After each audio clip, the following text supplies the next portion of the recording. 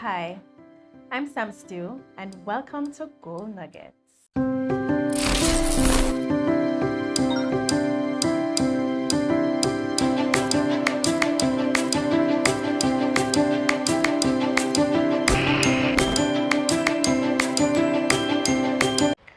Now, a lot of us didn't start off with a good, strong foundation because our family just never have it like that, right? A lot of us are experiencing accomplishments that, are new to the family. Young people are owning businesses, they're buying cars in their youthful years, right? They're buying houses. They are doing a lot of things, going to college, university, a lot of things that mommy and daddy never got a chance to do. Now, before I go any further, I want you to first get rid of the belief that to be wealthy, you have to first have a lot of money. Throw away that thought. Dash with that. Everything starts here with the mindset and the knowledge that you have. And you see the knowledge that you don't naturally have, put away your pride and your ego and go and seek it, right? Develop an abundant mindset and go and seek the knowledge that you need to do better and be better in your life. To build wealth, we're not going to put all our eggs in one basket. We're going to diversify. And here are a list of ways that you can do just that. Now, this list is not an absolute list and it is not in any particular order. So first on the list of 7 is savings. And I'm talking about regular savings, but with a purpose. And we're going to approach this savings in 3 ways, right? Firstly, we're going to treat savings as an expense. We're going to make it mandatory as you would any other bill or expense that you have on a monthly basis. Secondly, save towards annual commitments like school fees, insurances, and special anniversaries so that when the time comes, you don't have to borrow. And thirdly, save towards an emergency fund. An emergency fund is basically 3 to 6 months of your gross income. And it is important to have an emergency fund so that, as the name says, in case of an emergency, you can fall back on it. In case of some kind of disruption to your income, you can live 6 months comfortably until you can get back that stream of income. Number 2 is investing in the stock market. And this includes not only investing in stocks, but you're investing in companies, in equities, bonds, and real estate. Now, in the stock market, you can make huge gains on top of your principal, right? And of course, it's all based on your risk appetite. So speak to a financial or wealth advisor as soon as possible. Number 3 is health and life insurance. Now, take out health insurance so that when you get sick, you have help in finding those monies to take care of those related expenses. And you have your regular doctor's visits. That is on average $2,000 to $3,000 a visit, even if it's just for the doctor to prescribe you a Panadol, right? And you have those unexpected illnesses that you may end up in the hospital. That's not, people don't save to sick. So that's why I have the health insurance so that when the time comes, it helps to buffer with some of those expenses, right? Now take out the life insurance so that in the event that you may die, your loved ones are not left with that huge bill of burying you.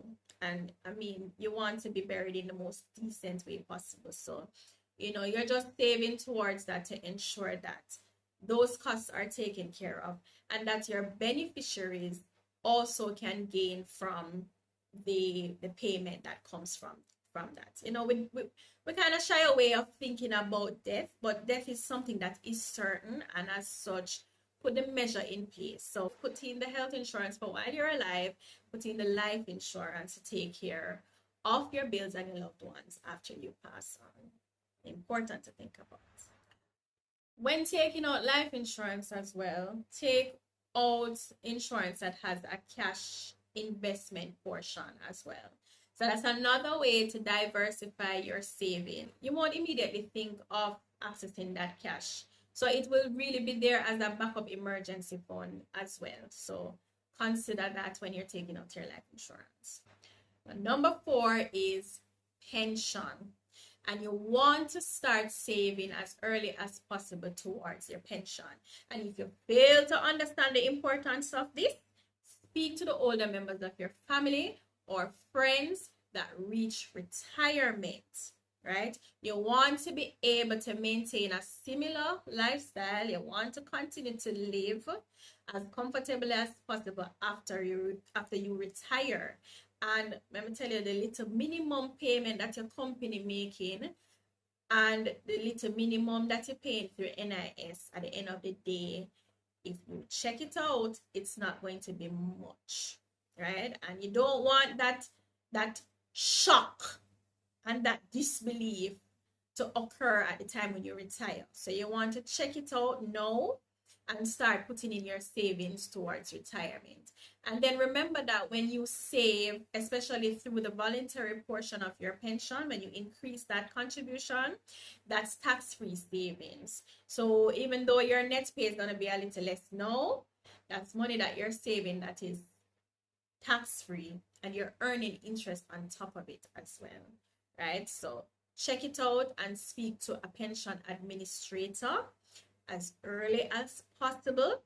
There are ones that are provided through your company, and if you're a self-employed person, you can speak to any one of the pension companies and get an understanding of what is required of you now, so that when that time comes, we're covered. So number 5, which number 5 is really, really, really, really major to me, invest in real estate. You can never go wrong with investing in real estate. Just remember that your first home does not have to be your dream home. Start with what you can afford. Important thing is that you have started. Now, I know a number of persons who their first purchase is a starter home. And then years after, when the value in that property goes up, they sell it and then use that towards purchasing a bigger, better home. And if you can't start with the house, start off with the land, right? Start with the land, and you can either sell the land years to come to help you to buy something else, or you can build your dream home. That is a reality, right? Build your home. And if it is that is only the land you can start off with and you can't go any further, you would have still accomplished something really, really, really big, right? By owning a piece of the rock, you have land. And that is a great feat to accomplish, because the average person find it as a struggle to purchase real estate. So buy what you can afford, put a plan in place if you want to go bigger and better. But either way, whichever you purchase, once it's real estate, you have won. Trust me. Number 6, build a business that you can pass down to your children. Start up something. It doesn't have to be a big business. It doesn't have to be something that is complex. Something simple that you can pass down to your generation. You know, for example, you set up a shop, or you have a car wash, or something along the line. Something that, you know, if it is a career-driven business and you have intentions to groom your children to develop the competency in that area, so that you can pass the business on to them, no matter what it is. Start a business so that you can pass it along. And last but not least, number 7, write a will.